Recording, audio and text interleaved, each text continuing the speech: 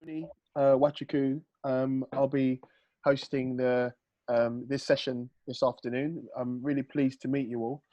Yeah, if you could go around and tell me who you are, starting with the Ableton T-shirt on my left. Yeah. Hello, my name is James. I'm a DJ, producer, music enthusiast. Yeah, wicked. Good to meet you. Yeah. Next up, Yes, my name is Mr. Koisan. Mr. Colson. Mr. Koisan. Yeah. I'm a musician, composer, writer, and music producer. Wicked. Good to meet you.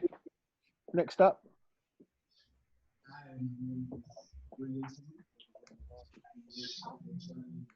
So speak up, please. Sorry. My name is Jason, Yeah, there you go. Thank you. and I make farming. Yeah. I'm muting one of you because the two of you in the same room, so we're getting. Yeah. Oh, yeah. That's the same camera, isn't it? Yes. The same connection, but opposite ends of the room, I guess. Cool. Okay. Next up. Hi, my name is Victor Muema. I'm a DJ producer. I make techno after. And that one, look at us. Nice. Yeah.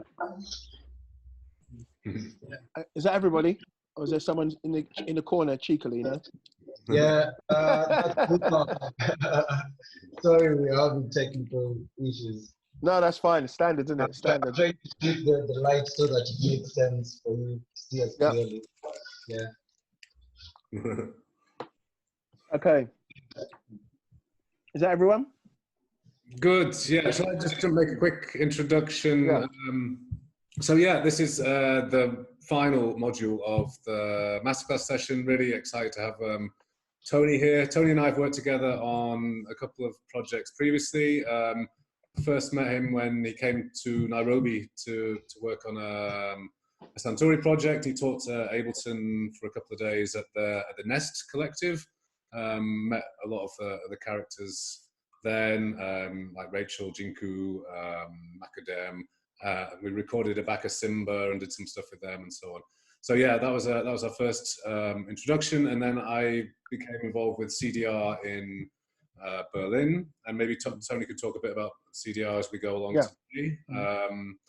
And yeah, so we've kind of had this ongoing reciprocal arrangements where we both have a similar vision, I think, for what we want to see happen in terms of music education and connecting communities and so on. So yeah, it's always been a real pleasure to have Tony involved. So I'm really happy that he's here today. And what the format today was really, we wanted to just to sort of round off the masterclass, get your any tracks that you've worked on during this course of this, get some feedback from Tony and from the other people on the course, and generally just sort of connect and share where we are at. So yeah, that's what's going to happen today. So Tony, thank you so much for being here. Absolutely, absolute pleasure. And yeah, just echoing, David's, our symbiotic relationships. It's really personally fantastic for me to have this opportunity to work with you guys in East Africa, and very much looking forward to, continuing and growing with you. So just to give you a bit of a background with myself personally, I'm a music producer and educator based in London. I was in a band called Attica Blues in the kind of mid-90s, toured with people like Portishead, Massive Attack, Maloko, Morchiba, on the kind of like chilled, down-tempo, hip-hop inspired stuff. Did loads and loads of remixes, too many. And then after that, I set up a platform called CDR, which in its the intention of it is to basically create a safe space for music producers and artists and music fans to grow together and learn together. Particularly championing forward-thinking electronic music, black music, And over the years, it's kind of supported people like Floating Points, Subtract, Maya Jane Coles, labels like Eglo, Don't Be Afraid, you know, very much on the kind of like, you know, the forward thinking side of things, because I'm very much a fan of helping people really get the best out of themselves when it comes to music making, and to almost like take those risks that the music industry often doesn't allow you to do, because obviously a lot of the time when you make music, you're torn between making music that's quote unquote popular and accessible, but at the same time trying to push the boundaries, you know, trying to, you know, create a safe space for people to, you know, push boundaries, you know, and really be amongst like-minded people who are also pushing those boundaries, you know, and also just to create a really interesting network of like-minded people across the world, and see where it goes, you know. So I've been doing it for almost 20 years now, which is crazy to say. And like Dave said, you know, oh, hello, more Nia. You good?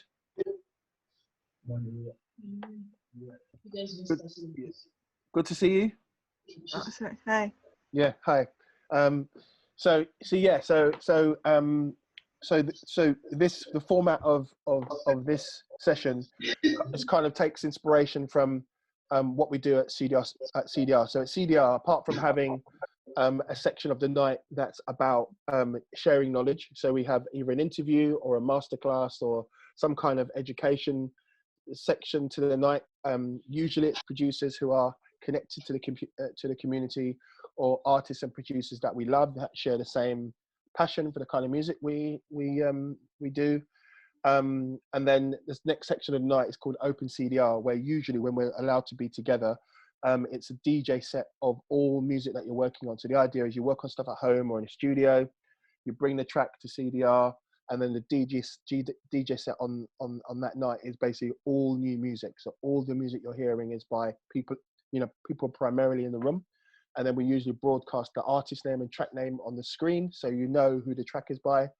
And it's been a really powerful, and it's always really a really powerful experience, because as you can imagine, as producers, when you're working on music and you know it's not finished yet, you know, often, you know, that's usually associated with, you know, insecurity, or you're not quite sure, or you're not ready if it should be shared, you know, or you're not ready if it's not, you know, it's not ready. So what this does, it kind of dispels that a little bit, you know, because of course, if it's not ready, that's fine, right? But it's equally as powerful to share something that's not ready with other human beings, particularly if they're human beings who share the same ambitions as you, you know. So often you'll find, we find when tracks aren't finished, it's actually a good thing, because, you know, particularly if you are in a space where you can hear your track on a good sound system, and you can hear those kind of things that you need to address. It might be your snare too loud, or your vocals not consistent in terms of level, do you know what I mean? Or I don't know, you might not be happy with a kick drum or something. Either way, you know, because you're hearing it in this physical space that's away from your headphones, away from your bedroom, you know, away from your kind of confined space, there's something quite powerful about it, you know. There's also something really powerful about it when you're with other human beings as well, who are also in the same place. Just leave it there. Just leave it there. Just leave it there. Just put it down there. Sorry, my son took my attention, sorry. Standard. I'm on, I really can't, I've got to do this. Get mummy to help you. Sorry. Hold on 1 second, sorry.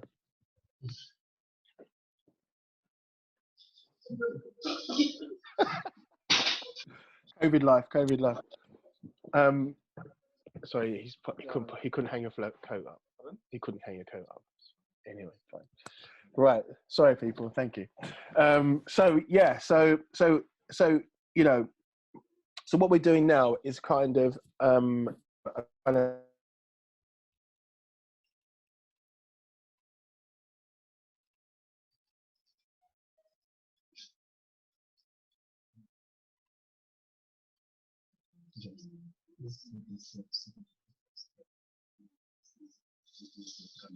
Have we lost Tony? Is everyone else there? Yeah. Tony's frozen. a take on synths. It's really important to, all of you. I've got a few tracks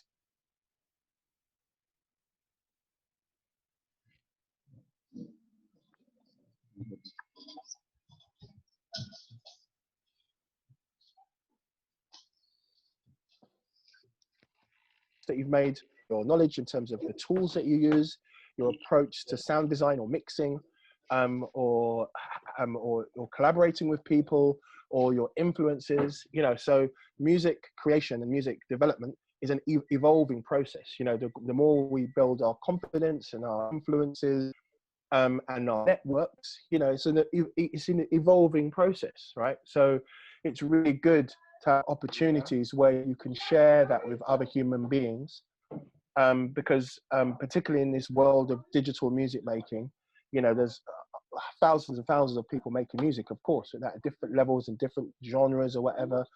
But what we love as human beings is this idea of being amongst like-minded people and sharing the experience and sharing knowledge, sharing process, and that's what we very much do at CDR sessions, and Open CDR is this part of this. So what we'll do for the next hour or so is we'll go through the tracks that have been submitted, and then because we're doing this online and because you're here as an audience, which is fantastic, we'll listen to them. And then, whoever's track it is, if you could just say a little bit about it. The good thing is most of the tracks we've got here are either responses to the remixes or they're artifacts from the masterclasses, and we've got obviously some of your personal tracks, which is great.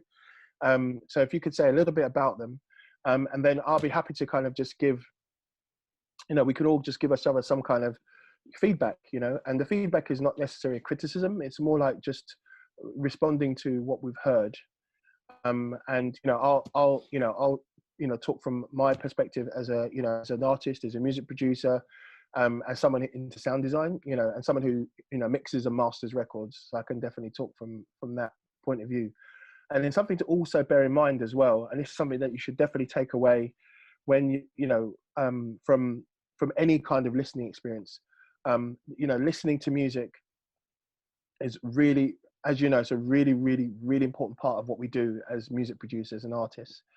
But beyond just listening to music as a fan, it's really, really important to develop a skill of critical stroke active listening. And what that means is when you're listening to a piece of music, you're really listening to it on different kinds of layers, because what you want to understand in terms of your listening process is trying to almost conjugate or really have a really good understanding of what's happening sound-wise and sonically, tone-wise, and balance-wise, right? So when you listen to a piece of music, you figure out things like, okay, listen to the drums, try and work out whether they're analog or, electronic, or if they're acoustic or a combination of both.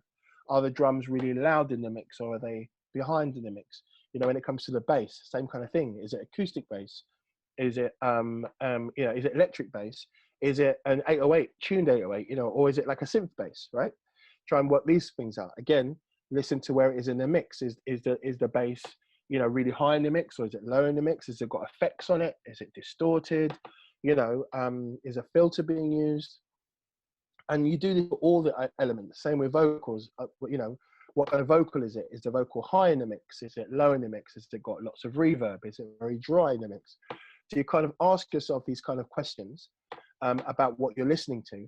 And then what you'll begin to see is that there's patterns in terms of where elements in a track are positioned, depending on the genre, when it was made. For example, if you listen to music that was made in the 60s, it sounds completely different sonically to a record, say, in the 80s or the 90s or 2000s, right? It just does, for lots of reasons, in terms of the technologies that were used, the instruments that are available, the recording techniques that were used, the mixing techniques that were used, and it's really interesting when you try to combine things. Like if you listen to records like, for example, there are different kind of producers who try to combine different genres. So for example, producers who might try to make a modern take on Motown, for example, or a modern take on, synthwave, right? So as someone who wants to be influenced by the past, you have to make a decision. whether you want to model the past exactly and make a record sound like an old, Smokey Robinson record, or an old, Stevie Wonder record from the 60s, right? Or do you want to take the musicianship from there, but give a modern twist on it, right? Either way, all this processes and all this way of developing your musical skills and your musical identity very much comes from this idea of critical listening and active listening, and learning how to listen to music beyond being a fan. And that's something that I think, if anything, apart from listening to your fantastic ideas that you're going to present today, have a really good think about that when you're listening to the tracks that we're hearing today, just in terms of on a sonic level, because it really helps when you're building your own music and building your own tracks, paying attention to the levels of things, even while you're composing and building beats. It's a really good way to, help tell the story of the track that you're working on really early on, and it really kind of like speeds up the process. And gets you thinking on it, like a producer really early on in the music making process. All right. So, so I think what would be useful for me would be, look what that amazing equipment you've got there. It's great. Tractor, machiner, screens, everything's great. So what would be really cool would be, first of all, did everyone submit a track to be heard? Yeah, I've got couple of nods there. Yeah. Monria, did you submit a track? I'm adding mine. Just 1 second. Okay, cool. So what would be really useful for me, if you could post your names in the chat. So I've got a list of them that are really, really cool. Then I can map your names to, map your names to the selection that I have here.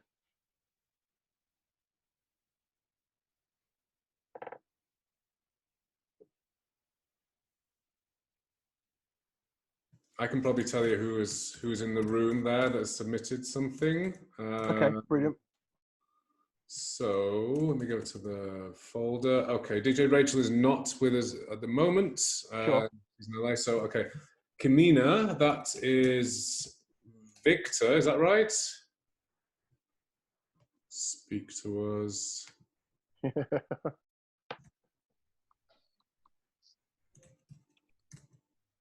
Sorry?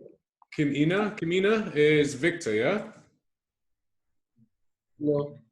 Yep. Ignacia.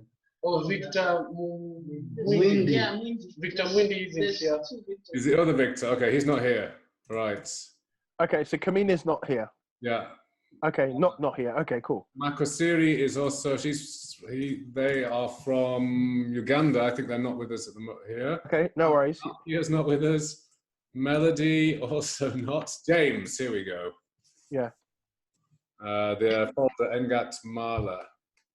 So Ingat Mali, yeah? Yeah. Cool, that's it. Good. Who else? Ignacia. Yes. Munyasa. That's Okay, wicked. cool. Yeah, he's here. Yeah. just about, right? Just about. Okay. Cool. Okay. So that's a good start. So what we'll do is we will listen to track by and get Marla first, and then Monyasa. One second. Let me just grab those.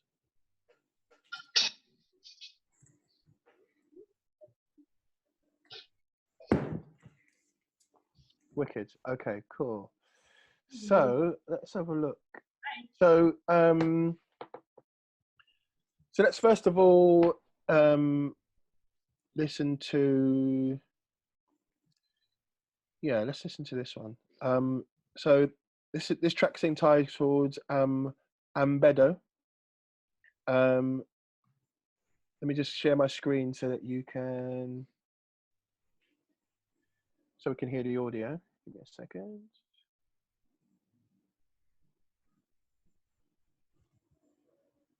Oh wait, have we lost? We lost someone. No, we've lost the people there. Oh, blimey. Okay, great. Let's, while we're waiting for them to come back, tell me if you can hear this. Mm-hmm.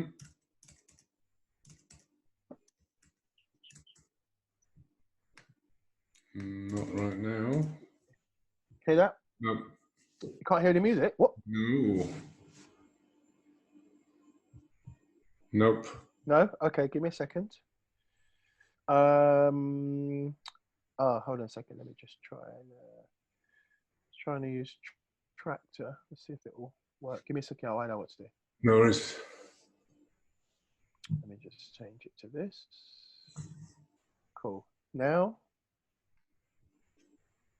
Not hearing anything. No? Okay. Yeah, likewise. That's not okay. Tractor, you're interesting, boy. Let's do.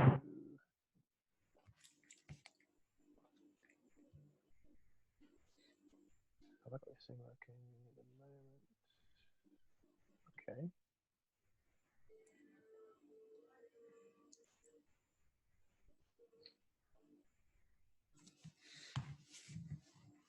And they're joining again. No sound? Nope, nothing. Okay.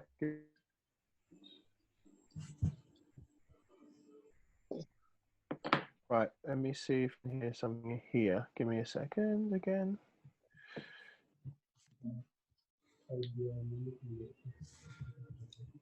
Okay, James is back. Okay. Can you hear that? Nope. Okay, very interesting.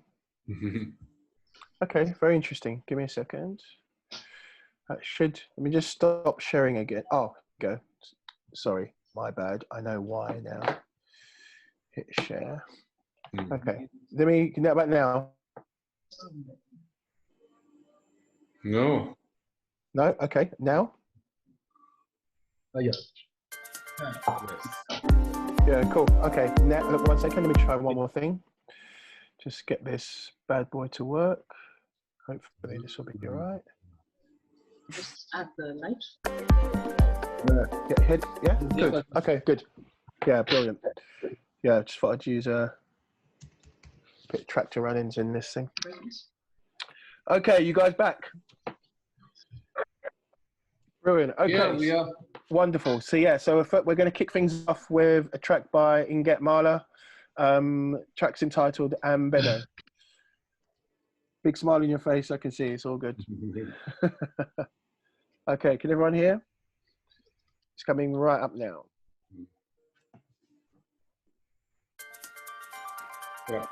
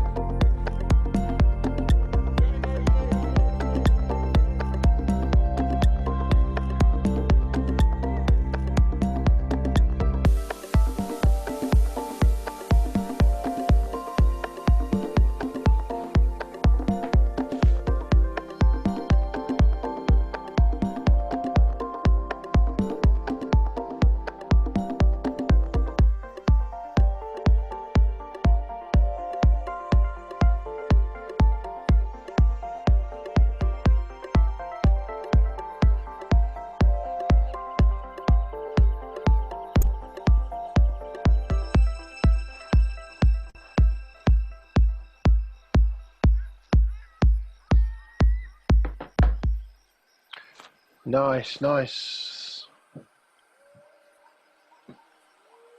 Awesome. Nice one, man. That's awesome. Really, really good vibe. Do you want to tell us a little bit about, what was the inspiration for that track? I was messing around with chopping up samples on Ableton, Mm-hmm. and I found the app here that goes on looping was a sample of some few melodies, and then I just started from there. Mm-hmm. It generated now the whole concept of the track. Awesome. I really like the way that you've built up the different layers, from the kind of organic atmospheres, really kind of subtle in the mix. And then you built up the arrangement really, really nicely and distinctly. It's very kind of chilled, but at the same time, I can imagine, dancing to that, I really like the blend and the mix of instruments that you used. You should maybe consider, there's a sound that comes in, there's a kind of brass lead sound that comes in when the bass plays. It's almost like a soft brass melody sound. Yeah. It kind of reminds me of Blade Runner. So I would, as a suggestion, because you've got this track that's very kind of earthy and kind of in your, it's very warm sounding, to give it a bit more feeling of space, maybe consider just for that sound, just maybe, washing, not necessarily washing it in reverb, but maybe give it some reverb that has more width than depth.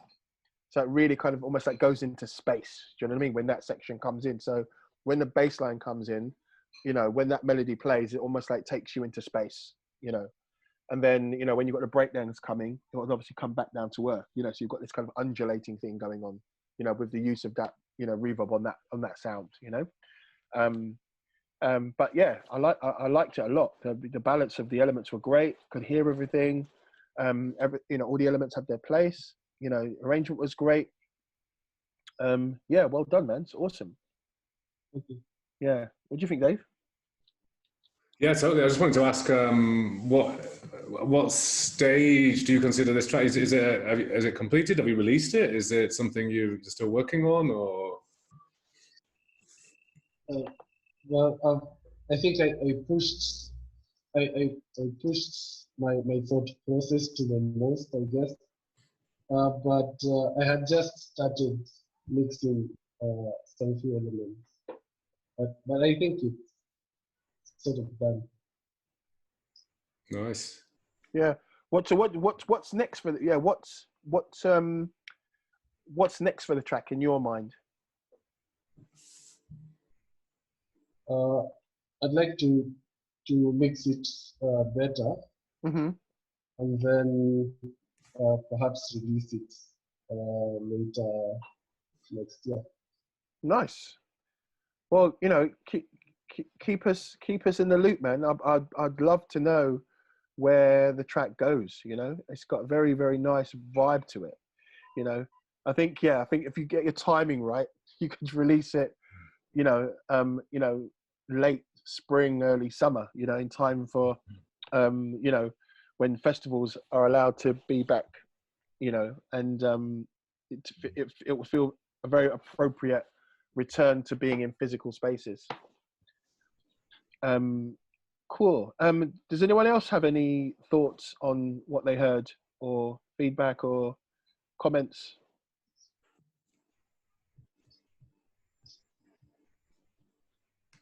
That's okay if you don't. It's absolutely fine. Okay, so let's move on. Let's find a Mommy Yassa's track on 1 second. Let me just find where I've got it here.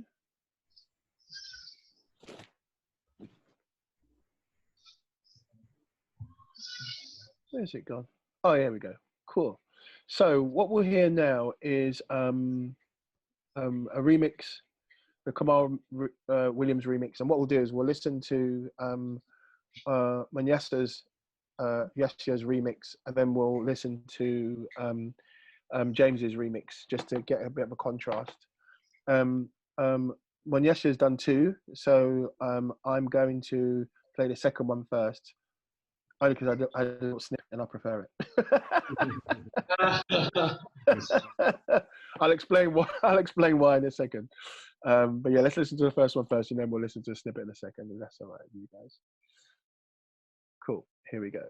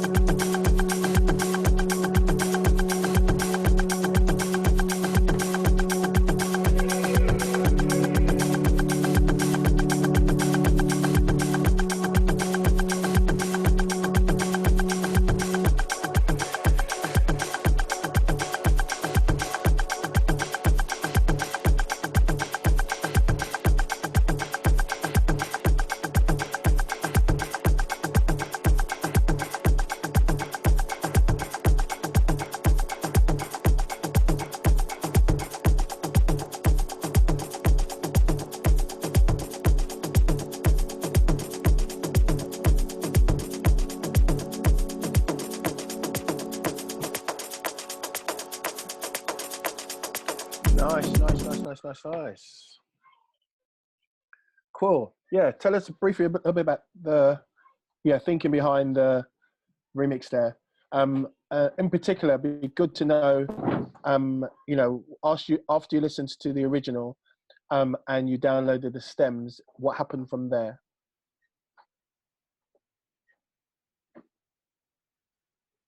So I took a quick listen at the original track, and I realized it doesn't really blend into the music I make.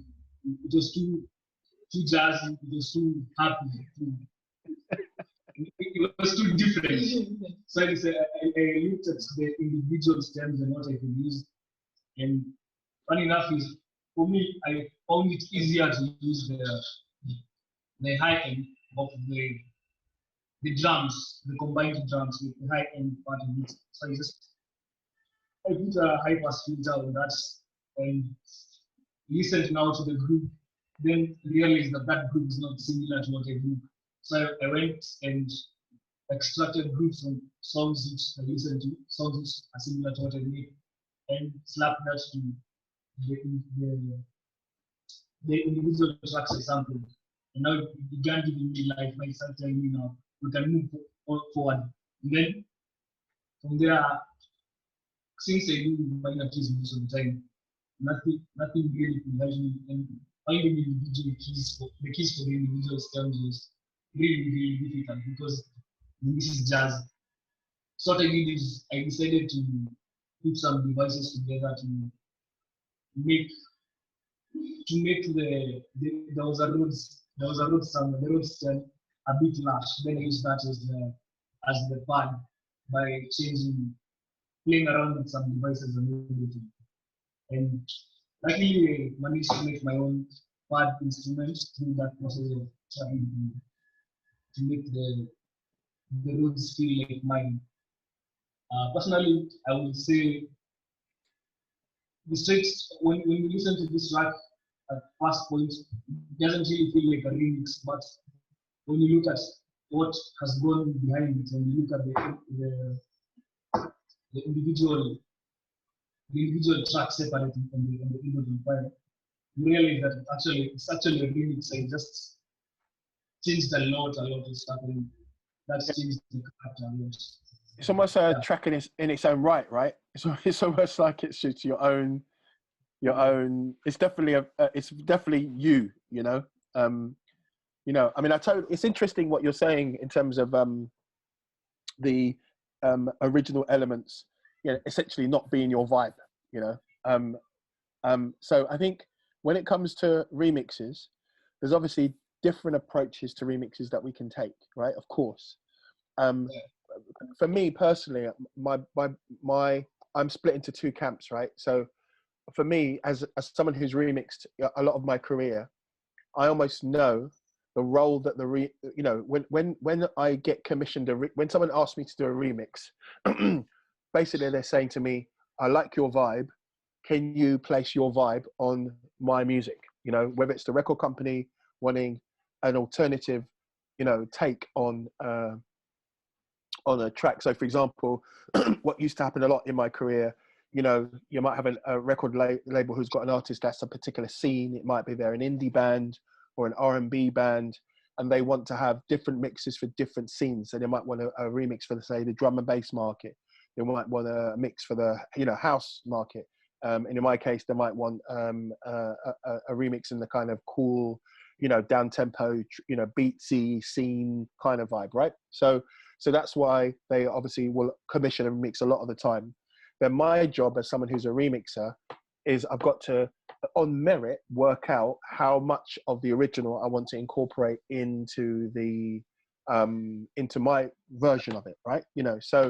And a lot of the time, the way to get around the musical elements, if the track's got a vocal, then for me, that was the easiest thing you could work with, because you just do a version, you just remove all the music, use the a cappella, obviously work out what the key is, and do a version with the vocal, because, again, what you want to think strategically, if your version has got the vocal on it, then potentially it could be the alternative radio version.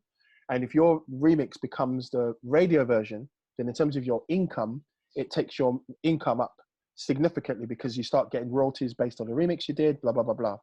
And in the history of remixing, particularly with vocal-led remixing, there are lots of instances in history where the actual remix has been much more popular than the original version because, maybe the dance floor took to the track more than, say, pop radio did, for example, right? So for me, usually if there's a vocal, it's a quick win. Remove all the, a lot of the musical elements and then focus on, my music, for example. But in a case where there isn't a vocal, then you've got to kind of make a judgment call. I mean, because you've been commissioned this remix, it should, you should incorporate some of the elements from the original track, even if it's just, like, the drums in some shape or form, like maybe like in your case, you talked about low passing or high passing some of the drum elements. Of course you could do that. So maybe one idea with this track, of course, if it's too jazzy for you, of course, or not in your scene, then you could perhaps take the sound design approach.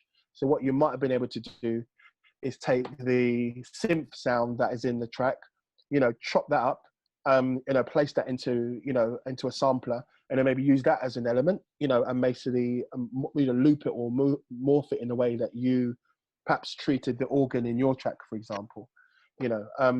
So it's an interesting. Working on remixes for people is very, very interesting, but I would definitely advise if you do get commissioned, obviously working on Metapop is a different thing, right? Because it's a remix competition, but even with that, what people are looking for, it is a commission in some respects because they're saying, look, here are some stems, do your version of it, right? And what the artist or the label is looking for is how you've interpreted the stems. So you want to try and keep some kind of element in there, incorporate, some kind of element. It could be as simple as you've got your track, and in the breakdown, you then have an element from the original. Do you know what I mean? Something like that, because you want people to know that, you want people to identify that it's a remix in some respect, right? Even if you do really switch things up and morph things beyond recognition, you still want to have that in some respects. But with that said, I mean, this track is awesome. It's really cool. I like the elements that you've used. I like the kind of almost like 909 Tom accent that you created consistently to the track, which is really cool accent. All the components are great. They work really, really well together. A couple of things I would recommend. So obviously it's quite long, which is absolutely fine. There are lots of classic records that are long, but if you want to, you've got to think about, why it's 7.5 minutes. Is that because you just wanted it to be 7.5 minutes? So and there are lots of tracks in, obviously, particularly in dance music, where tracks are 7.5 minutes and they're very minimal and they're going for 7.5 minutes. Of course, there's definitely a place for that. But you also want to just almost like, justify why it's 7.5 minutes. So for example, having elements that are very special towards the end, like you did here in this track, maybe make whatever journey you take people on, you want to make it this really interesting journey over 7.5 minutes or 6 minutes or 5 minutes. But particularly if it's a long track, you kind of want to, make it make it really special and make it if it is 7.5 minutes, you almost want people to go, in this age of Spotify and tracks being 2 minutes for 30 seconds, you almost want people to go, okay, if they see the track is 7.5 minutes on Spotify or whatever, you want people to go, rather than skipping it, you want people, no, you really listen to it for the 7.5 minutes. You really do. So if a track is 7.5 minutes, you need to think about how you take people on that journey and make it so special they have to listen to it for 7.5 minutes rather than for 2.5 minutes or for 4 minutes. You have to work out in your arrangement why you want to, you need to make it special. I'd also say things like when the bass line comes in, there was like a melodic element. I don't know whether it's a mistake or not, but there's little kind of brass line, a bit similar to the Inget track that we heard earlier. But there's only a little snippet of it, maybe like a half a bar or something. I was, for me, it would be great to hear that in the track as a feature. You can see I'm a sucker for brass solo lines. And but I think, you know, you should definitely, you know, because when I heard it first, it came in with the bass as a little taster. I thought you were just playing with the listener, but I didn't hear it again throughout the whole track. So I was like, oh, that's a bit of a shame, because it would, even if that was a little bit of a taster, it would be nice to hear it again as a taster, right? Somewhere else, maybe a little cheeky little snippet of it. But in particular, in the breakdown that you had quite a long breakdown halfway through, just a percussion breakdown, which was fine. But after a while, it kind of, you know, it was a bit labored, and, you know, you kind of obviously created a little build up with the kind of white noise sound. But I also, you know what would be awesome there, if you had some kind of solo element there, something to take people on a journey a little bit more, that would have been quite nice. And then in terms of the bass line, any bass lines, in my opinion, that are kind of, you know, kind of drony, you know, so they sit, you know, kind of like a consistent tone throughout the track. It's nice and has body. But for me personally, you need to give it some kind of movement, you know, because if you can imagine, that sound is, and, you know, there is obviously some movement to a certain extent, but it's a really simple thing to do would be to obviously set it up so that you've got this mix of low pass filter and distortion and resonance, you know, kind of sweep those, you know, over time, right? You know, and I could hear that you did it a little bit, which is obviously fine. I think with a track like this, you know, you need to kind of, again, create that kind of interest or that kind of engagement with people across time, you know, and, you know, combining low pass with a little bit of distortion and, you know, resonance on the filter, you know, will give it that kind of bite and that kind of, like, you know, kind of grittiness, that drony sound will just engage people more. Do you know what I mean? It doesn't have to be distorted, you know, it doesn't have to sound distorted or angry, you know, but that kind of bite that, you know, kind of a really nice filter has, together with, you know, some kind of distortion, something like Decapitator by Sound Toys, which obviously can be really aggressive, but it can also be really subtle, but it has this kind of bite that's really, really nice.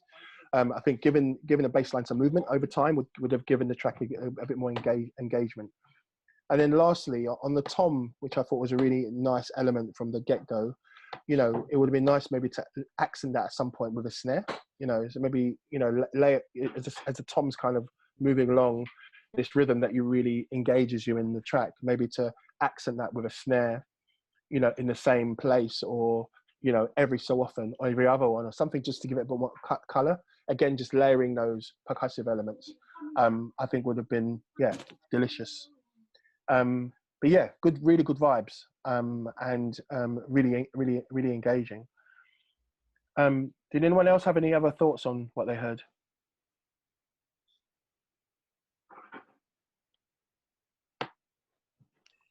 Okay, that's all right. I have to say that Yeah. What's going on? Anything happening? Someone want to comment from Kraal over there? Yeah, like I heard like it didn't change twice. It isn't. I feel like the high ends of the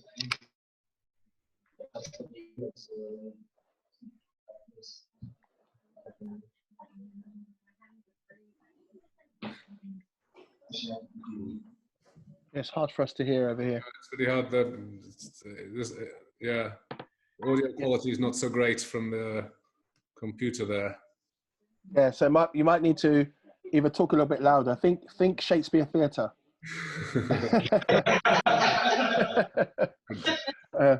I think your bass drums are rather exquisite.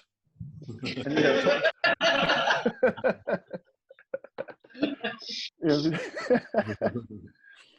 know, cool, but I really like the yeah, they're all a couple of great tracks there.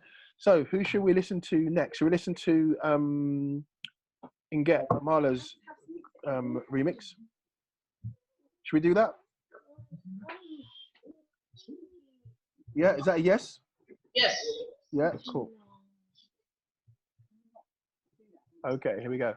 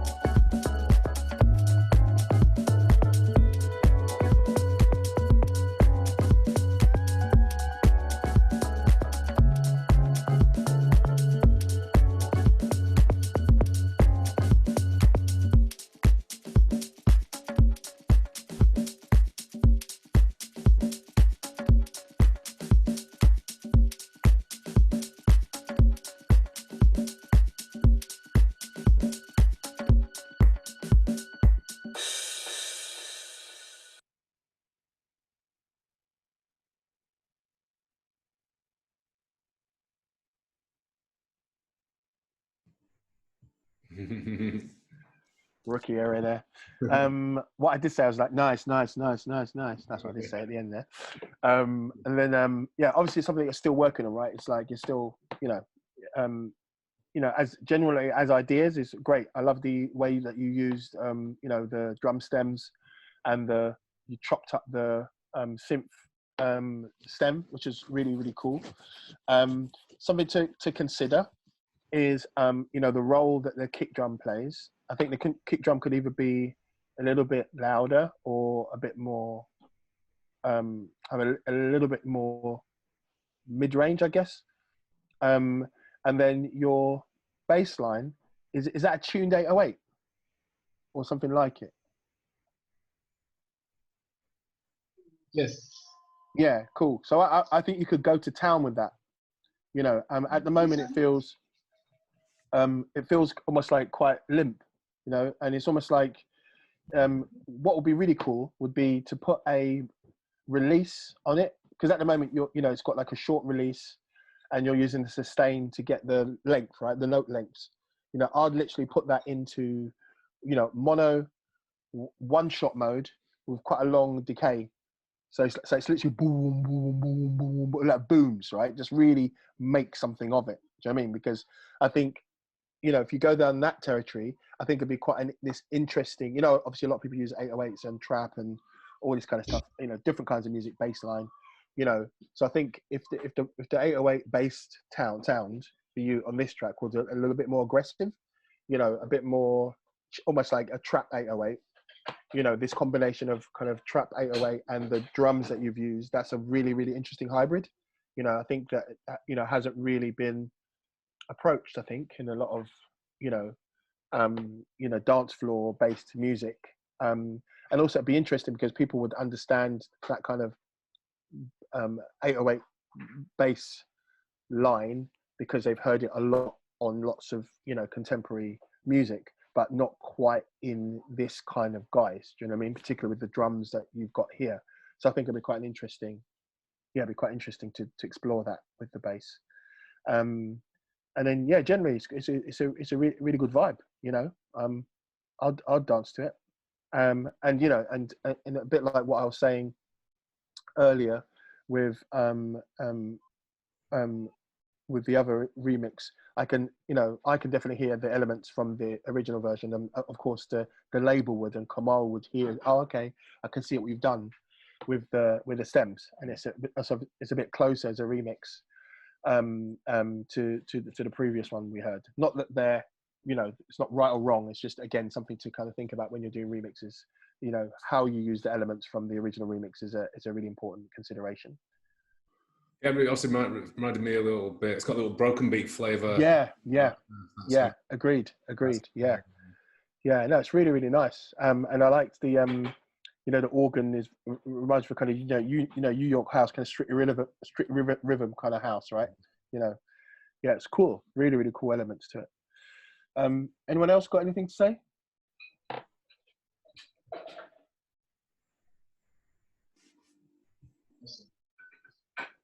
That's okay. So Tony, I know we've got so Nabaleo had submitted something earlier, and also seeing Monria has come in with a late entry into the Yes. box. So Okay, let me just go to that box now, and then I can download it at this end. Let's just refresh the screen. And we've got stuff from Melody too. Yeah. So, Monria is here. So let's do. Yeah, let's do factory food. Let me just get those. Hold on a second. Yes. While this is cool, just getting some Monria tracks down. While we're doing that, let me see.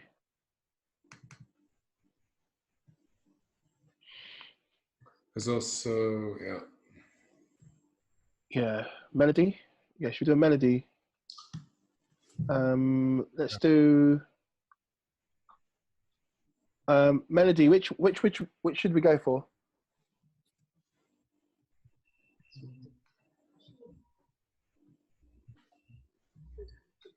she's doing. Yeah.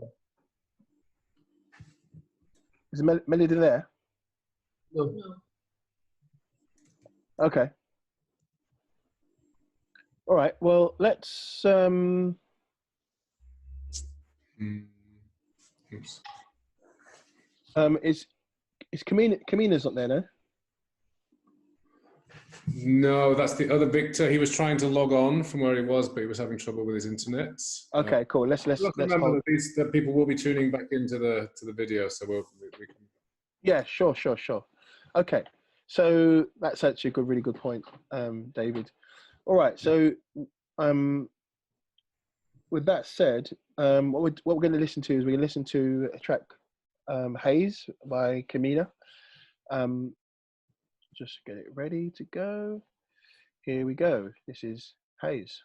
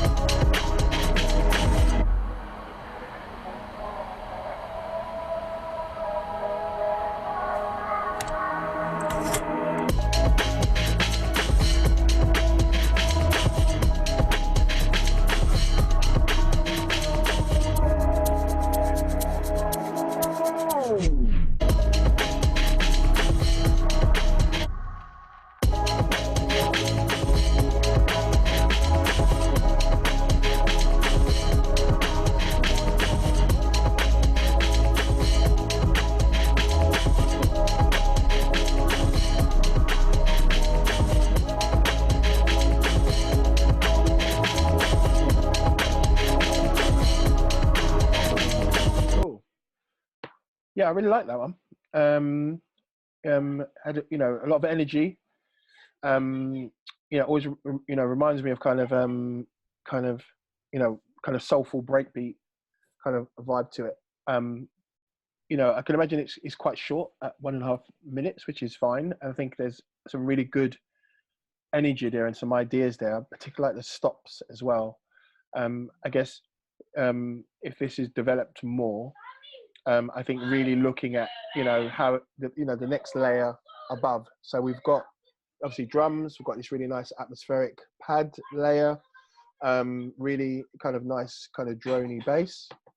And I think what would be nice to have is an additional kind of top line, whether it's some kind of not solo but some kind of melodic next layer that kind of like really takes people on a journey.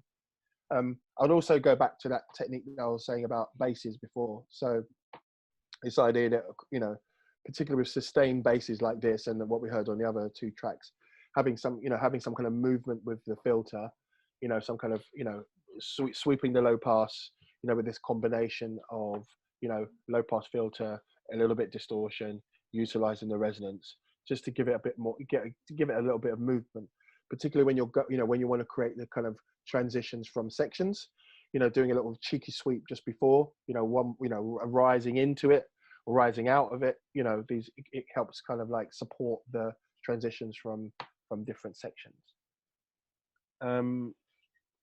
Cool.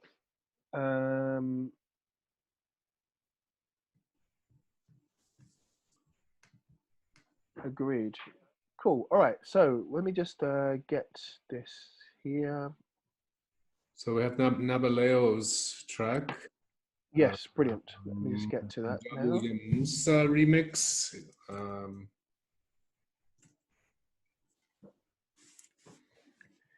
me get to see. Just move that out of the way. Nabaleo.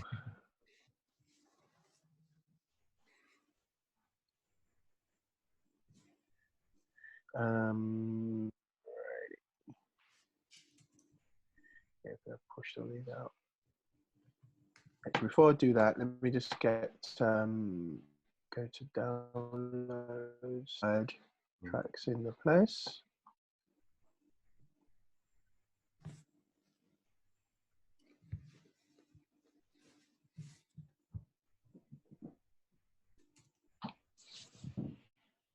How what do you guys think so far of what your thoughts on what you've heard so far?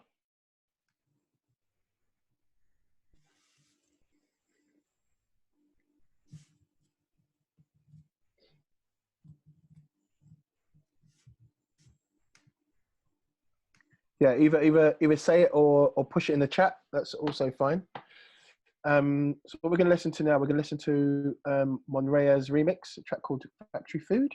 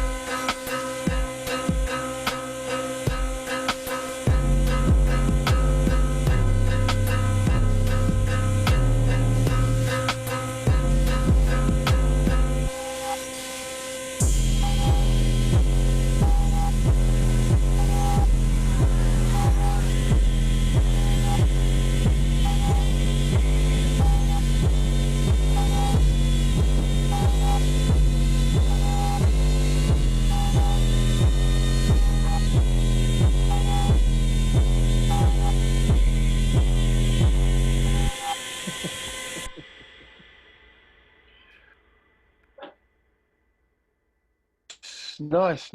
Wow. Okay, break it down. I'm so curious to know. Talk us through your process. Sorry. Hi, Mister. Hello.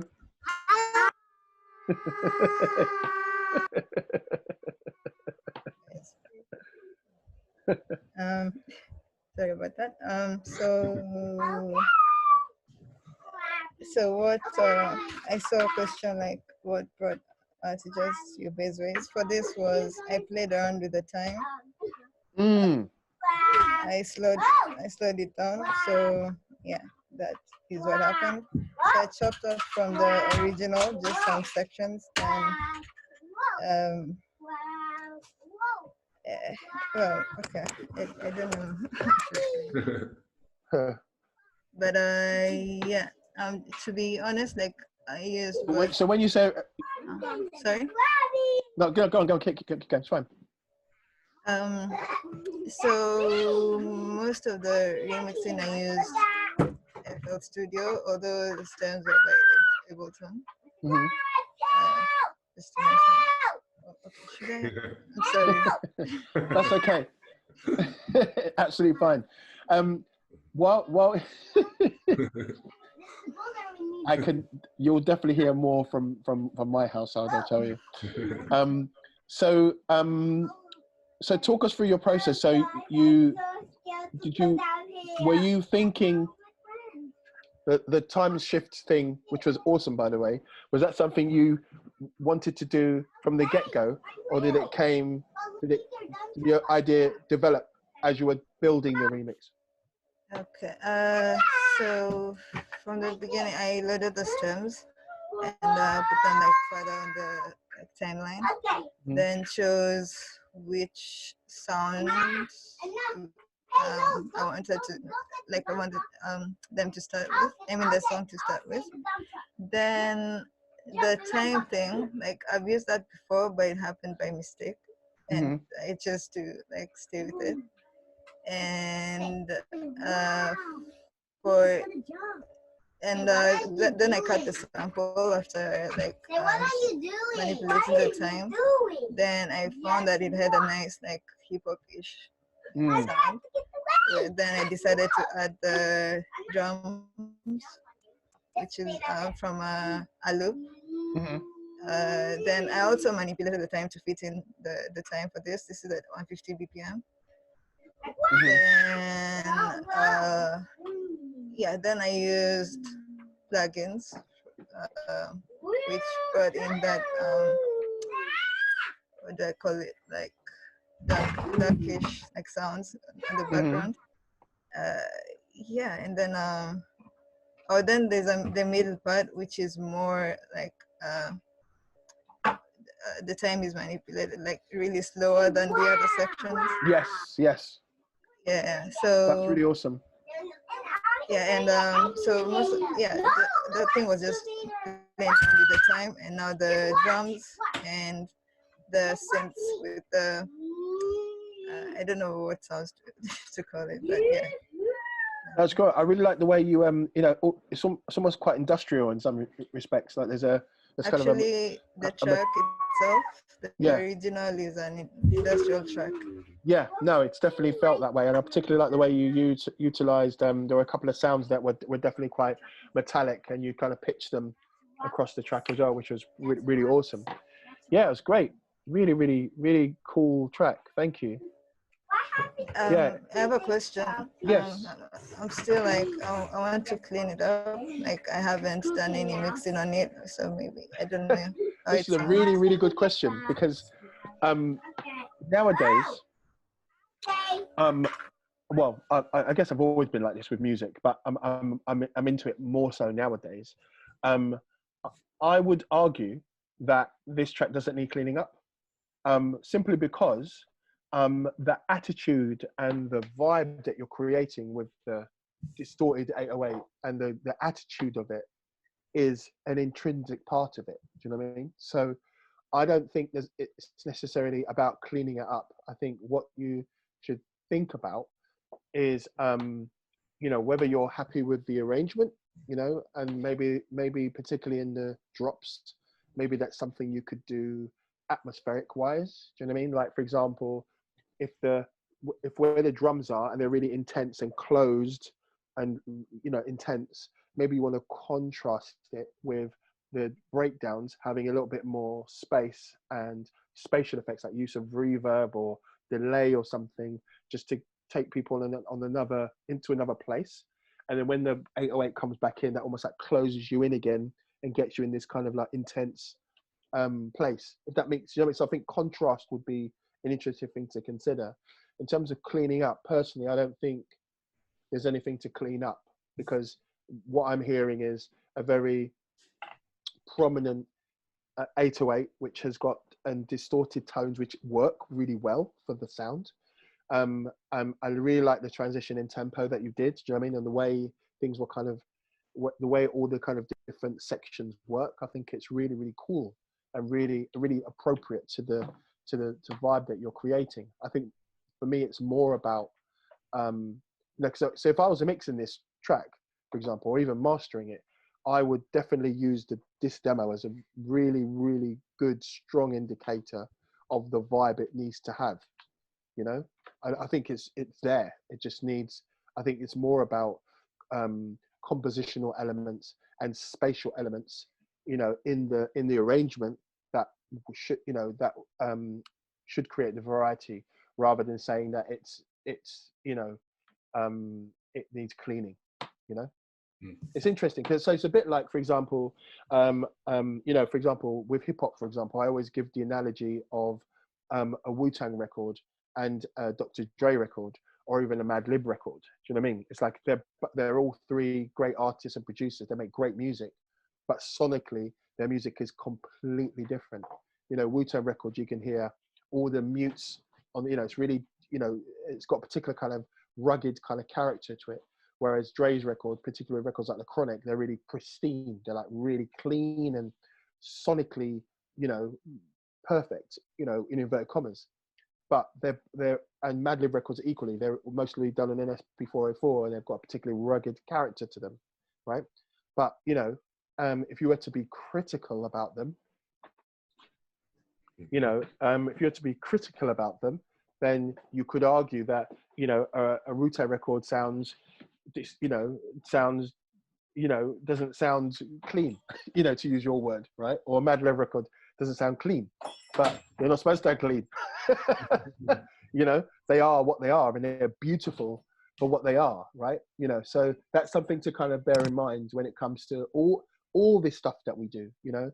And it kind of harks me back to what I was saying at the beginning, this idea of active listening and being really critical, you know, active listening skills and critical listening skills, because one thing that you'll definitely develop, particularly when it comes to, you know, mixing records and, you know, and, you know, finding the vibe that you want for your track, you know, a lot of the time, you know, the spirit of the intention of the track far outweighs any kind of quote unquote, you know, things that need cleaning. Do you know what I mean? You know, or things that need, you know, I think balance of elements and where they sit in the mix, you know, is way more important to me personally than whether things are in tune even. You know what I mean? You know, because again, throughout history, there's lots of fantastic music out there where tonality has been really pushed to the limits, you know, or where something could be like dirty or clean, but because it's distorted or because it's slightly atonal, because it's slightly rough, you know, that's what's given it its vibe, you know. And I think for me, particularly with music that has a heart and soul and has a spirit about it, is these things that make it what it is and what people connect to, you know. Cool. Okay, thank you. No, absolutely. Would you say, lastly, would you say that this remix is representative of your overall sounds that you know, you're as a producer? Yes, part of it. Okay, good. All right. Okay, nice one. So next we're going to listen to, does anyone want to add anything to that? Okay. Now, you get on the way. No? Okay, just gonna put you on chat on mute. There you go. Yeah. They love how the kick drum, Yep. the drum was doing is syncopated at some point. Like that's what I'm not.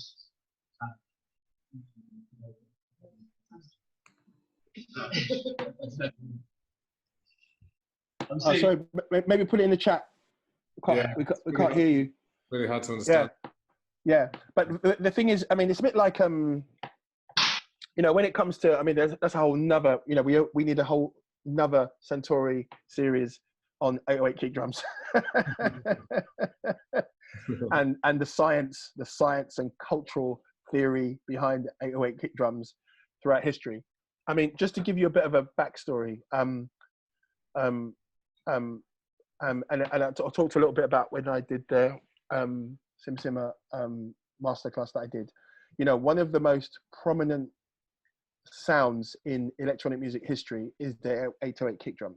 You know, it's the one that stood the test of time. You know, from the dawn of the 808 drum machine in 1980, you know, to today. You know, that kick drum has been a complete thread throughout electronic dance music. You know, pop music as well. But what's been really interesting is how that tone, you know, every guise of it, whether it's, you know, a thin sounding, you know, kind of sound that you'd hear on a electro record in the early electro funk record, or a small kick drum that you'd hear on a record like, you know, Marvin Gaye, Sexual Healing, you know, to obviously Planet Rock and Beastie Boys, you know, a whole bunch of hip hop records throughout every phase of hip hop. The 808 has been a dominant force, you know, throughout history, and it's super fascinating for me, just even to this day, you know, how prominent that sound is, and how, you know, whether it's a short attack, a mid, you know, sustained sound, long decay with distortion, you know, with a soft attack, with a long, you know, with a sharp attack, you know, whether it's got bottom end at all, you know, it's been a sound that's just cut through for, you know, for over 40 years, which I think is fascinating, you know. And the weirdest thing is that, you know, when the actual 808 came out in 1980, you know, it was very short-lived in terms of a drum machine, you know, and it was actually a commercial failure, you know, and it was dance music, you know, and producers who make dance music who basically gave it a leash of life and made it find its place in history, you know. So it's really good to see how we can all take ownership of that, whether it's for a bass line for a Kamal Williams remix, or for a remix that's from an industrial record, you know. Okay, cool. I think we should listen to Nabaleo's one that she submitted. Yes, I can do that right now. Let me just, yeah. Hold on a second, where is it gone? What's it called? It's called, I've lost it just a second. Nabaleo, hold on. Rajabu Yamusa. Oh, hold on. Am I pronouncing that well? That's right. Nabaleo, hold on. Where's the melody? Is that in a folder? Hold on. Yeah, no, it's in the main section, not in a separate folder. Oh, okay. One second. Let me just, because obviously this isn't in any alphabetical order, so I'm having to look at. I popped it in the chat there again. Oh, okay. 1 second. Thank you. Chat. In that. Oh, okay. Yes. Okay. I mean, this is the thing. If we'll do seminars and webinars on a Saturday afternoon, we have to expect a little bit of. Oh, definitely. Go back. Up. I'll go back. Yeah. Thank you. Yeah. Up. One step. One step. On top of that one. Down. One more. Not no. Oh, that one, yeah? Yeah. Just below Kimina. Yeah, that's it. It hasn't got the name Nabale on it. There you go. So, yeah, there you go. It's the same track. There you go. Yeah. Yeah, that's right. So I didn't have Nabale, not just the name. Okay, cool. Thank you, everyone. One pair of eyes is better than 10 pair of eyes are better than one, you know. So, okay, here we go.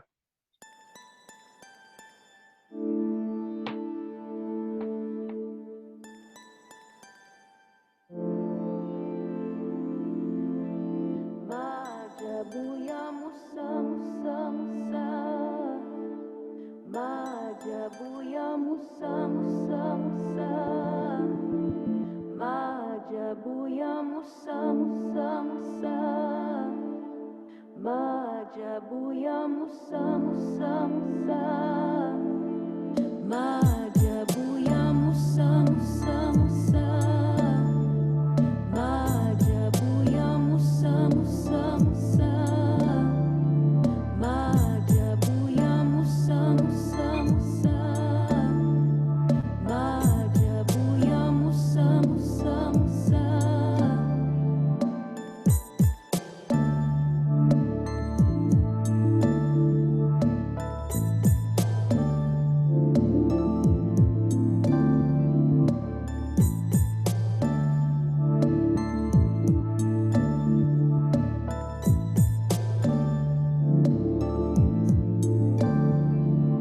Majabuya Musa.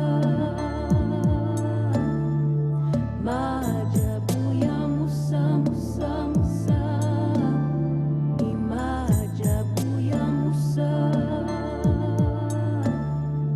Majabuya Musa Musa Musa. Hebu kimbia ujione, kaka njoo haraka ujione. Majabuya Musa Musa Musa. Majabuya Musa Musa Musa. Majabuya Musa Musa Musa. Majabuya Musa Musa Musa. Ey, ey, ey, ey, yeah. Ey, ey, ey, ey, yeah. Ey, ey, ey, ey, yeah. Ey, ey, ey, ey, yeah.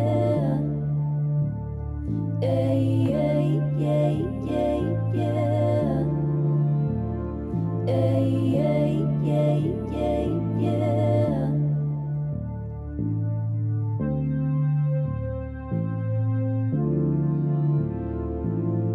Majabuya Musa Musa Musa.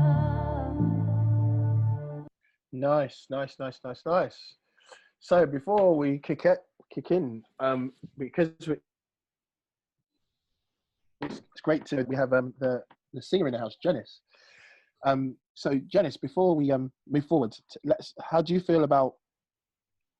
I just this need to remix? add Janice into the hang on, I think she's in the attendees. Okay. Allow to talk. Janice. Yeah, Janice.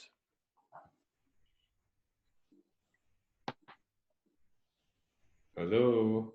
Janice, you there?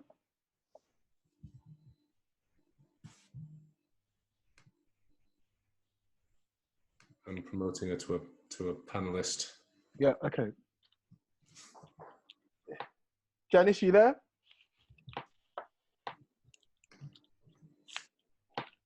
Okay. While we wait for Janice, yeah, is oh, there you go. Hi. I think you're on mute, Janice.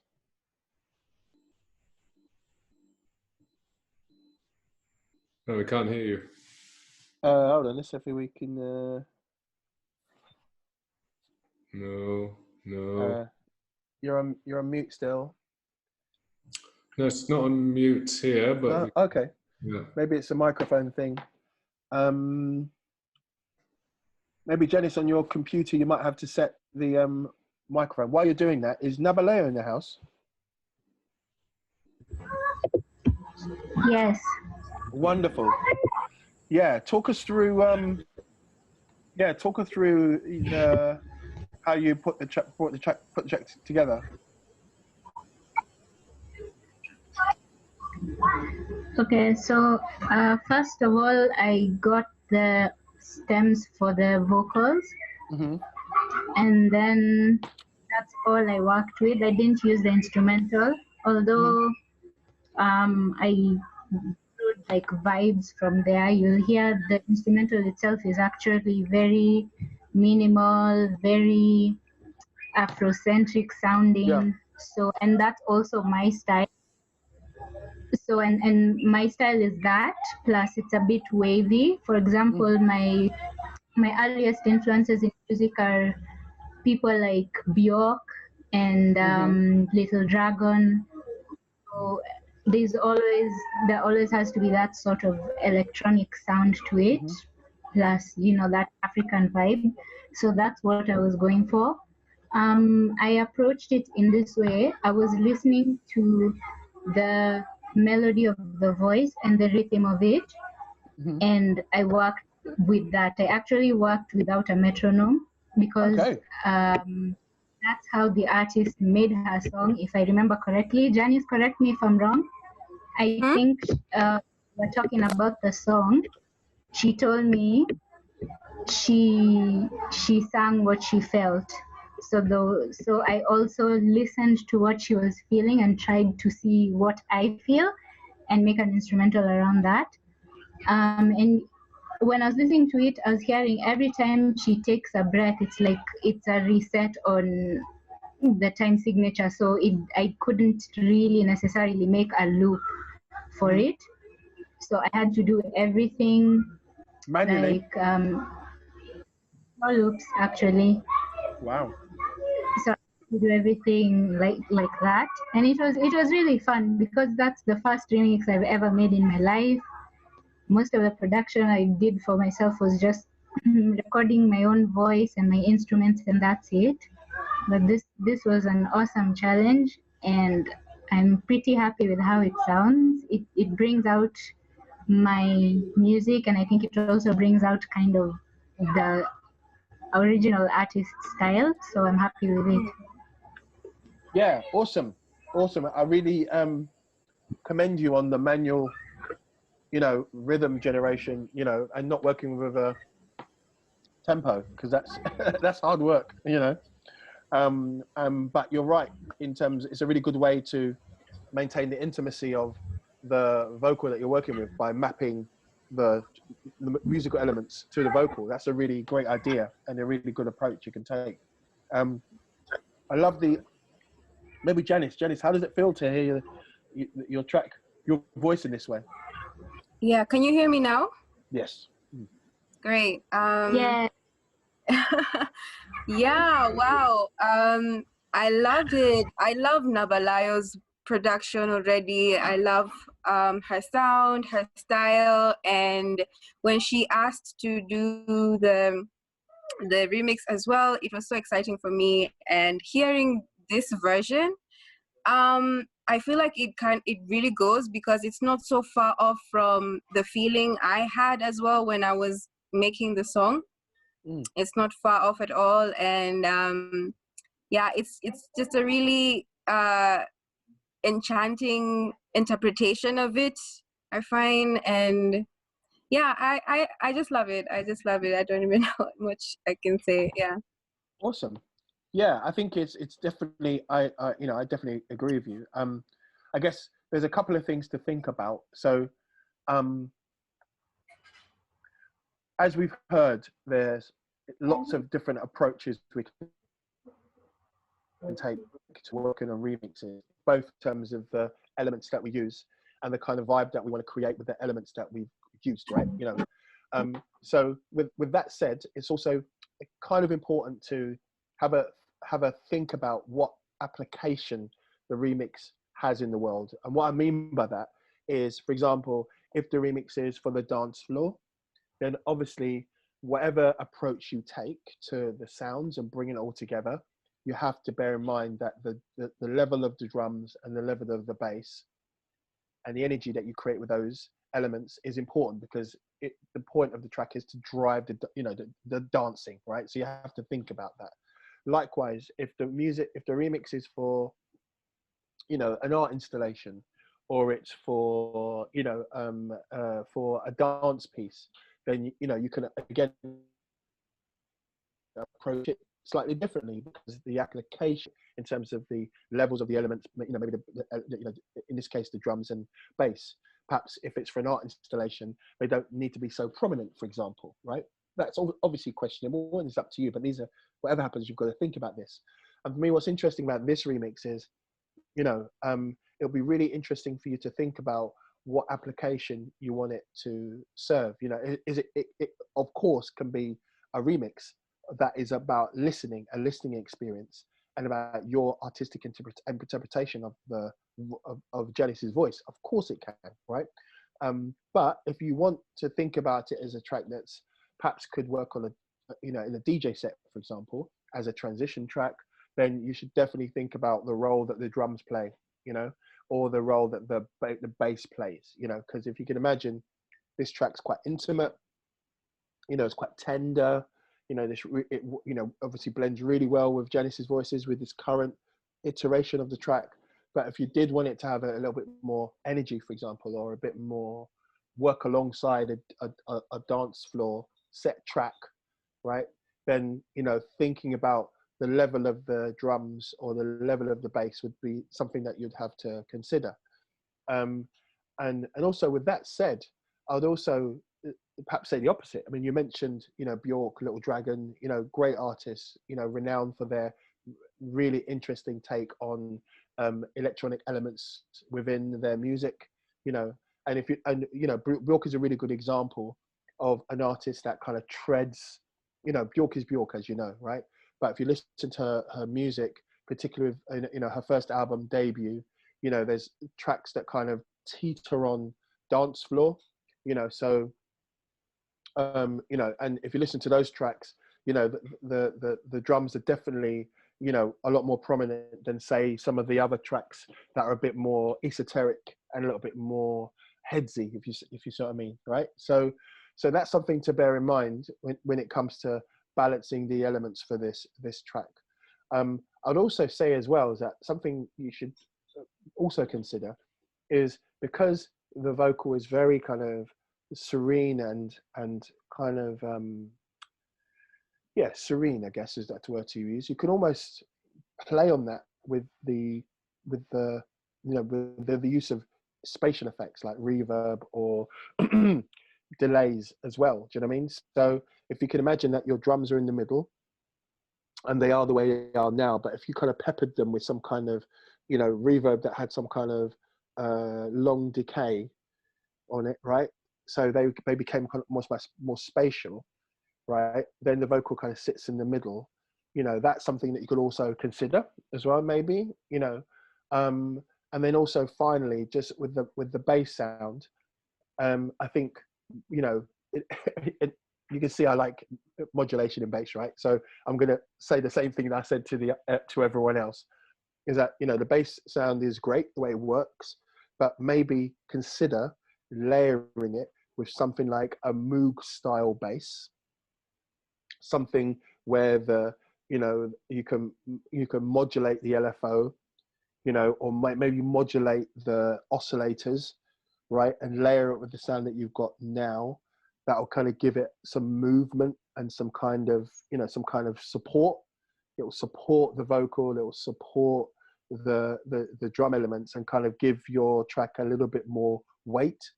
Because currently, you know, even though it does definitely work, but perhaps it could benefit with some weight, you know, in the low end. A bit of, you know, the way to do that would be to, like I said, either use like a Moog style 3 oscillator bass sound, you know, maybe, you know, with sawtooth square waves, slightly detuned, slightly panned, to give it this kind of, or layer it with some kind of Oberheim style pad sound, but only play it, you know, as a bass sound, something that gives it a bit of richness and synthness in the low end to complement the bass sound that you've got already. I think that'd be a really good, you know, a good way forward sonically for the track. Cool. Awesome. Yeah. So just because I think we've probably got another 15-20 minutes, I want to make sure everyone who submitted a track gets agreed, some love. So Monria we've spoken about, Kimina we played. So there's the Makosiri projects. Yeah, I've got that in front of me now. Danger, or yeah. There's Melody, Makosiri, and DJ Rachel. Yeah, so what I'm gonna do is, hold on, one second, let me just. Oh, Malkia, sorry. Yeah, one second, let me just, hold on, 1 second, let me just get this ready.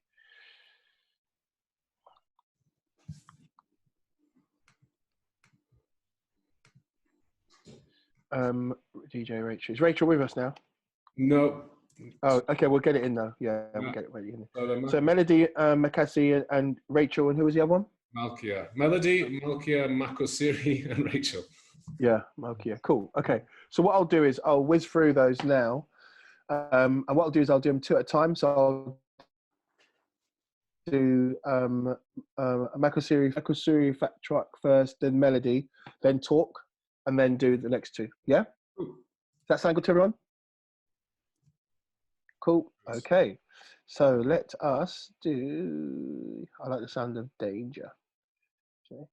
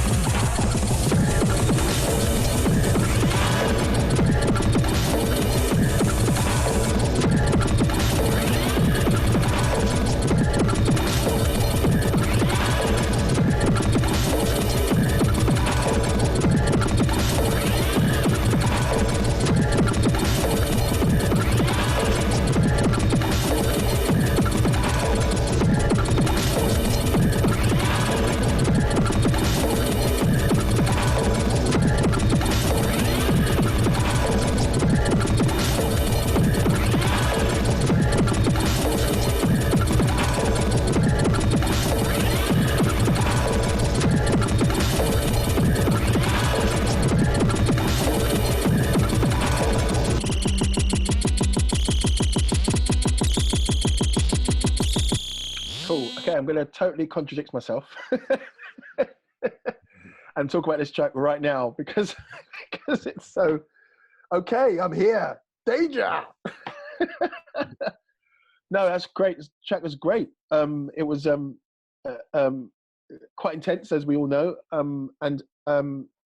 So a couple of things for me. Obviously, whenever you've got sounds that are, very, kind of in a lot of content in a kind of high mid range, kind of like really kind of 7K vibes. Harsh. Harsh is good a lot of the time, but you have to obviously be careful with sounds in those registers because those are the sounds that obviously are harsh, right? And particularly if they're very loud in the mix, loud in the dance floor, they're the sort of sounds that instantly make people kind of cringe, like that. Do you know what I mean? So be wary of that frequency range. Whenever you're making, any kind of music, it's kind of, they're nice frequencies, they're very powerful frequencies, so you have to kind of be mindful of those frequencies. And sometimes with EQ, there are some sweet spots that you can take down, using EQ, graphic EQ, that will basically remove those kind of the more harsh areas, right? So that's something that could be looked at. Something I think should also be considered is like, what is the groove of this track? There's a few kind of almost like syncopated, elements going on. And if they're individual stems, what would be really cool to look at is what is the relationship between them all? Like with the one that's kind of like a kick drum and the one that's kind of like maybe a snare or hi-hat, what would happen if you change those levels, right? Because what the track, doesn't have, which is not a bad thing. Actually, in the B section where there's more of a kind of goom goom, you can definitely hear the groove there. But the section between it, it's like, not that where the one is, like what's the groove? And one way to look at that is, or at least to explore it, is to look at the levels between the elements, because that will obviously, I guess, depending on how loud the kick element is compared to, say, the snare element, that will kind of give, it will have a different feeling, rhythm wise, and particularly when you've got elements that are syncopated, accents, where accents are, really help either support the rhythm or at least give people some kind of sense of groove, and the same goes for the section where the kick dominant, they are much more prominent. But one thing that was really lacking with this track for me was the low end. There's nothing like under, say, 100 hertz.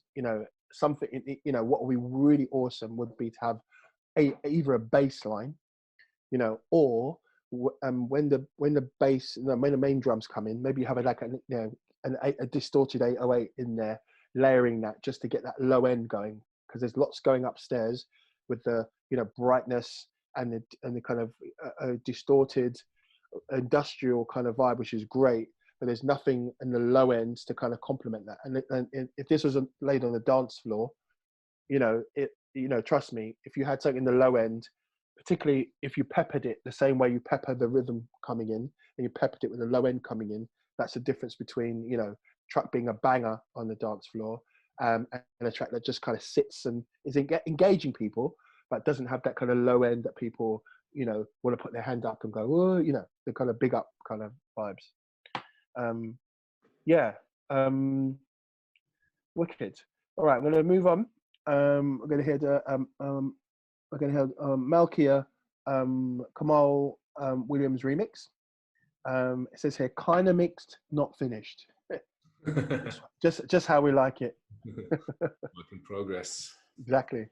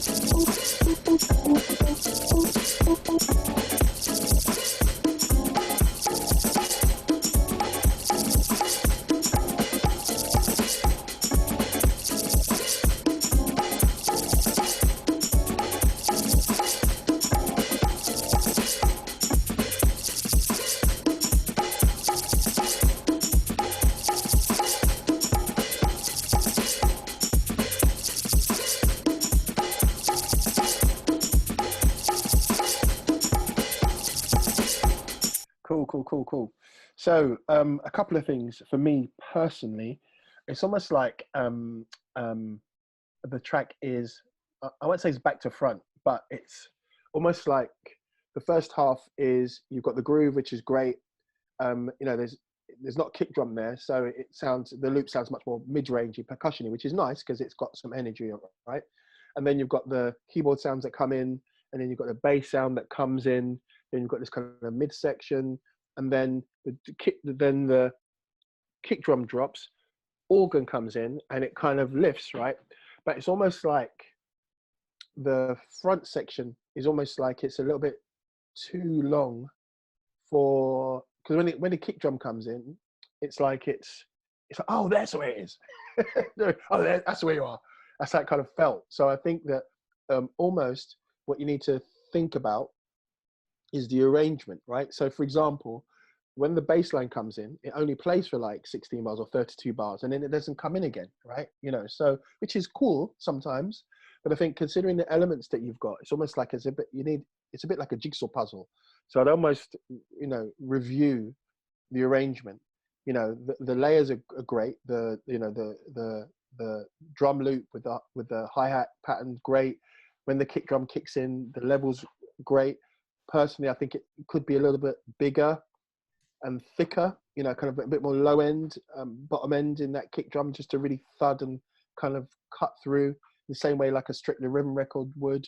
But I'd bring that in way earlier, you know, way earlier, maybe as early as 32 bars in, you know, so the track maybe starts off with the, you know, the drum loop, right? Bring the kick drum in from, you know, from 32 bars, you know, just to get that energy up. And then in terms of the other elements, maybe even bring the organ in earlier, but, you know, with the kick drum, the same way you did later on in the track. And then the other elements play off that, because the kind of peppering of the electric piano, that's a nice hook, but, you know, it kind of comes in at the beginning, but then it kind of disappears, and then, you know, sort of thing. So I personally think all the elements are there for really kind of engaging remix.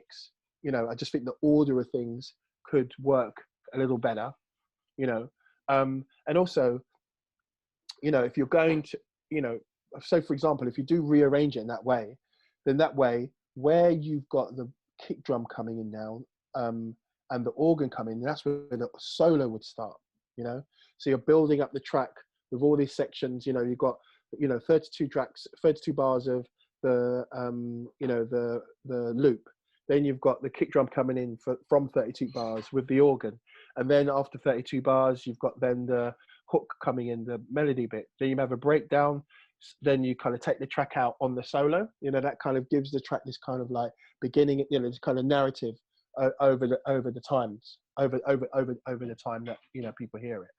But in terms of elements and choice of elements, it's wicked.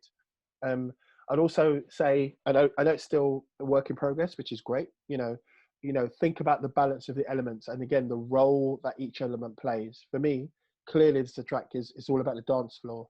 So the focus and the main elements that need to be given priority are the drum loop, kick drum, bass line. Those three things, those elements need to be front and center, and everything else works around it. Yeah, because ultimately you want people to move to this tune. All right, cool. All right, so next we're going to listen to One Leg, as a melody remix. Right, 1 second.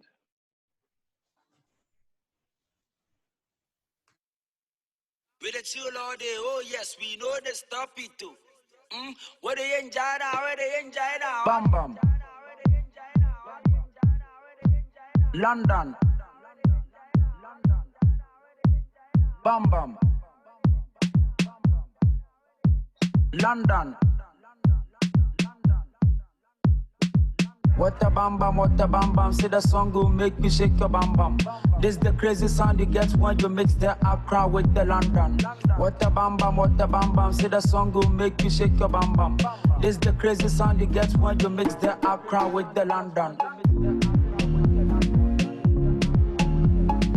When we party non-stop, when we drinking non-stop. When we party non-stop. Make I see you dance one leg, and dance real slow. Make I see you move sese, and go down low.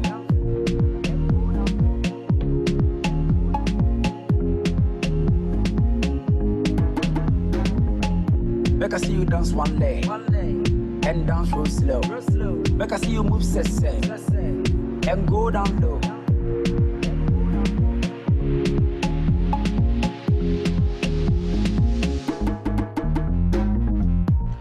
The boogie on the dance floor. Whether it be tenant or landlord, shake booty, let the booty do the talk.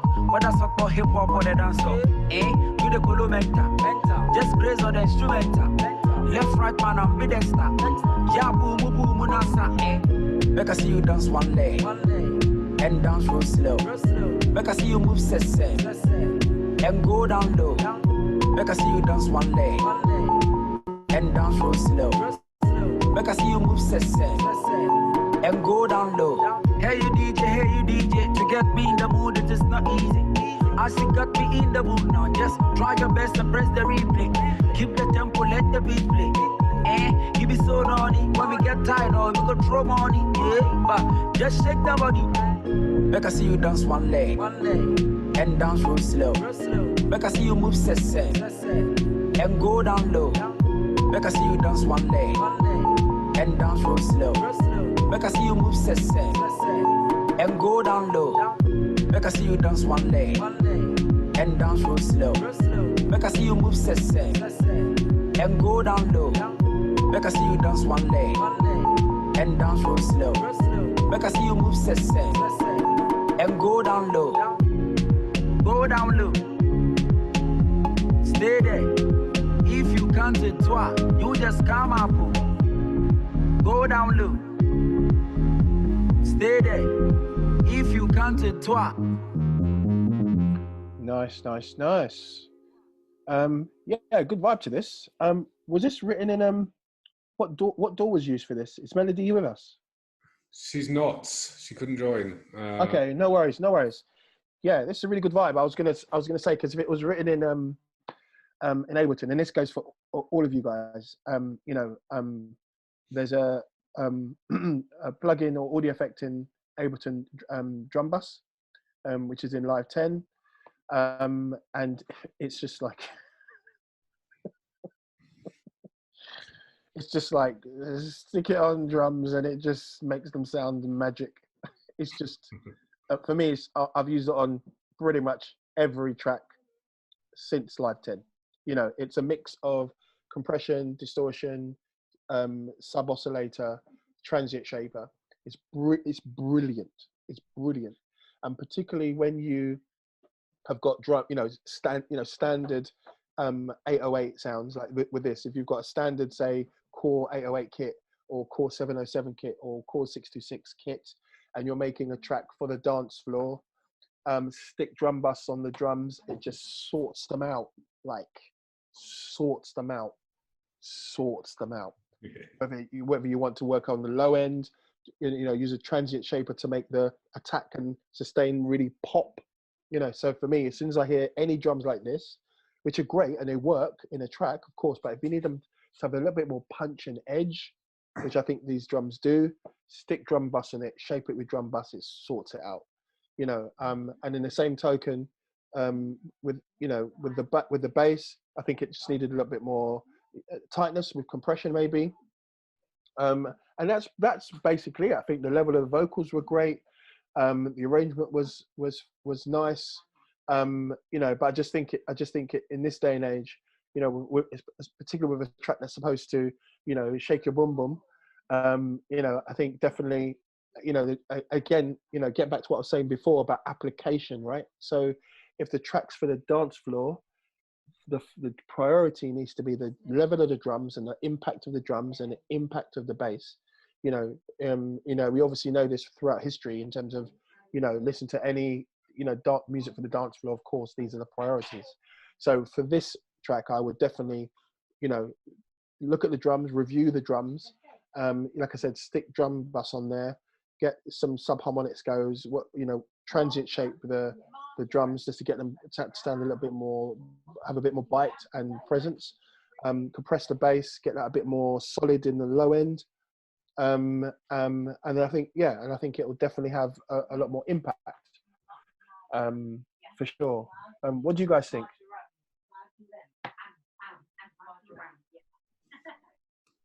Yeah, that makes. Is it a big track in East Africa? I know it's like Mina's a British producer and it's a Ghanaian MC. Is it?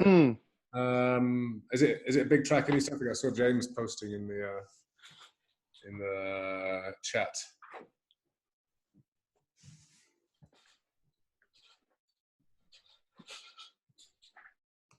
Is it? Yeah. Let us know in the chat. Yeah, let's know. Yeah, let's know in the chat.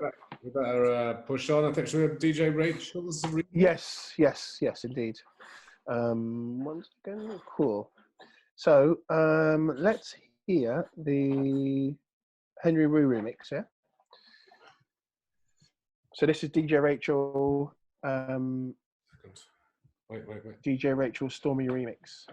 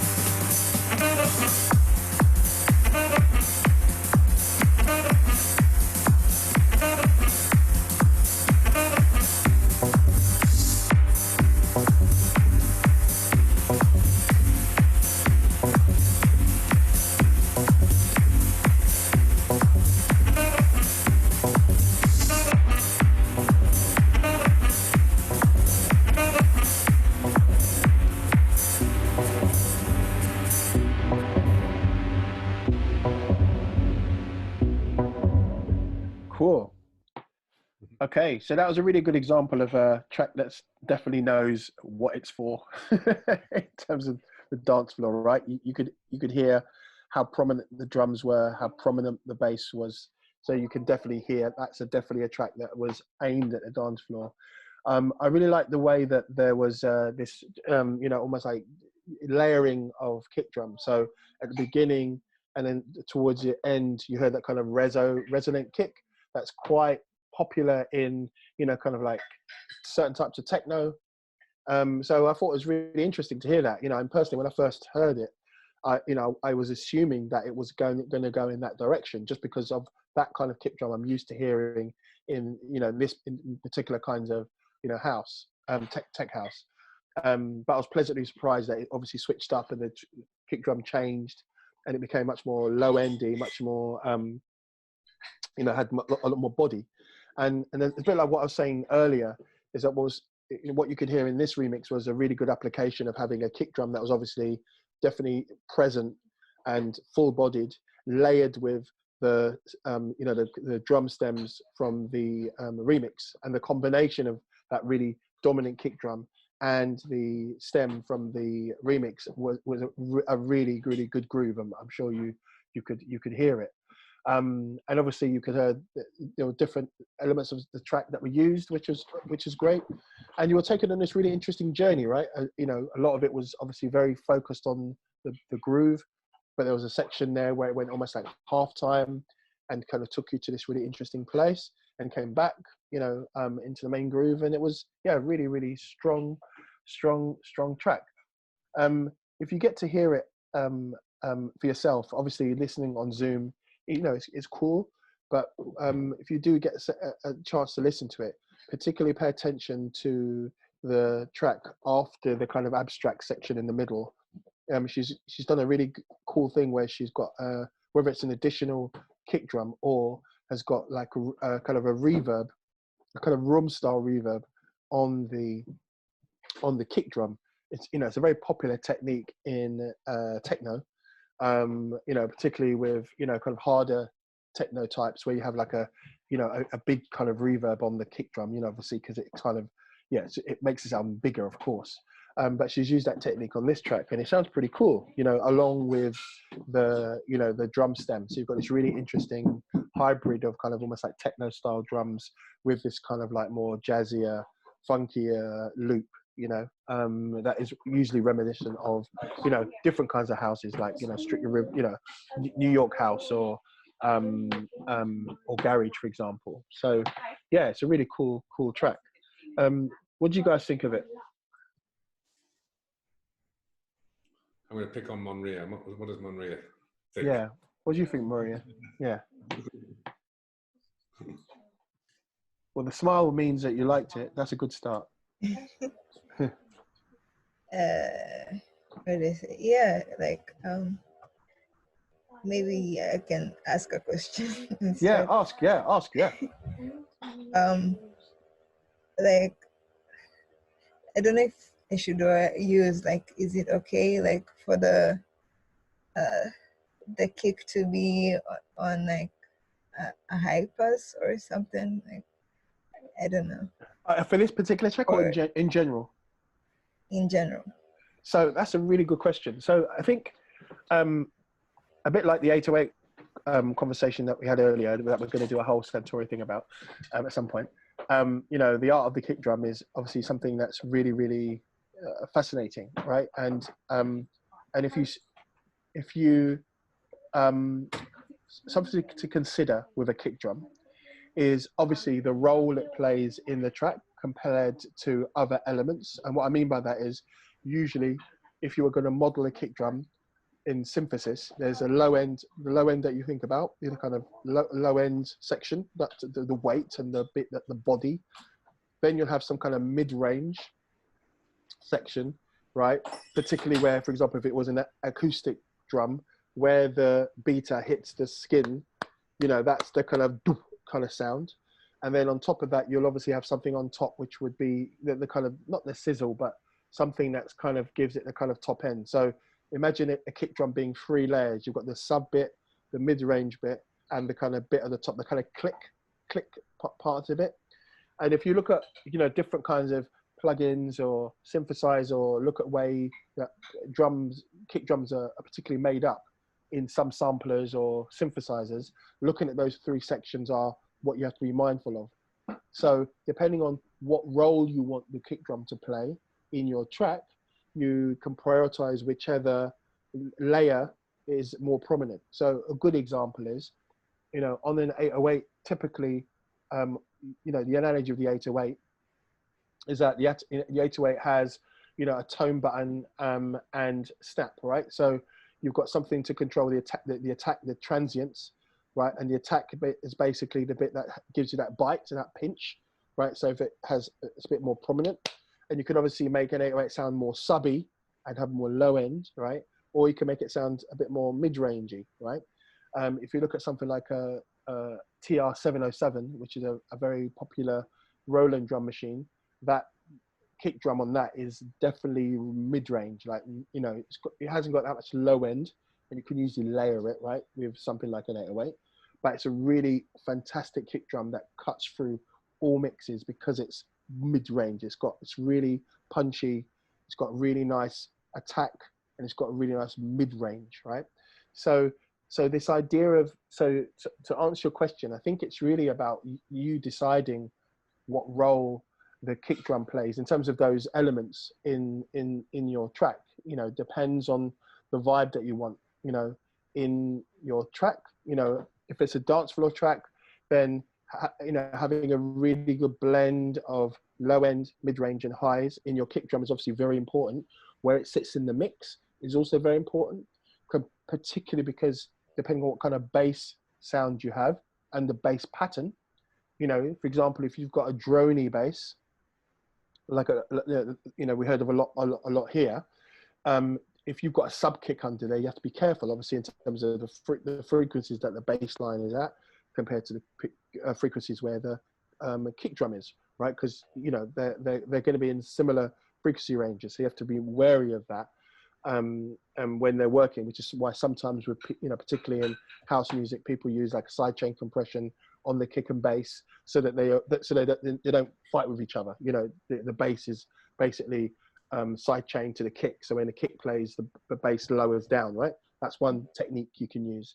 Another technique you'd use is obviously to make sure that the frequencies of the bass, you know, is perhaps more sub, and the kick drum is a bit higher, you know, in frequency, so the kick drum can cut through in the kind of low mid, and the bass is in the low and mid, right? So either way, these kind of things to consider are things that, you know, in the first instance, when you're writing music, just go with what you're happy with and what you've got access to and what makes you happy. But then when it comes to mixing the track and balancing the elements, being mindful of these this frequency separation and how they interact, and how you want the kick drum to pop in the track, or how you want it to work in your track, is something that you've got to think about on a case-by-case basis.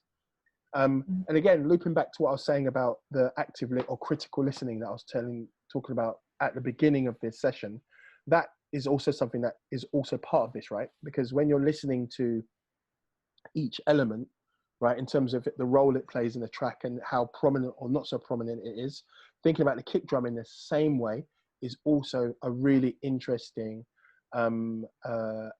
exercise.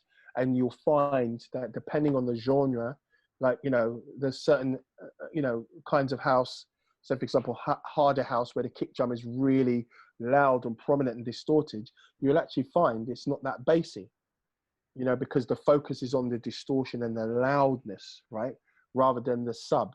Whereas if you listen to, say, dub techno, it'll be a different kind of kick drum and bass relationship completely, because the mood of those elements is completely different to that in a kind of harder hitting house record.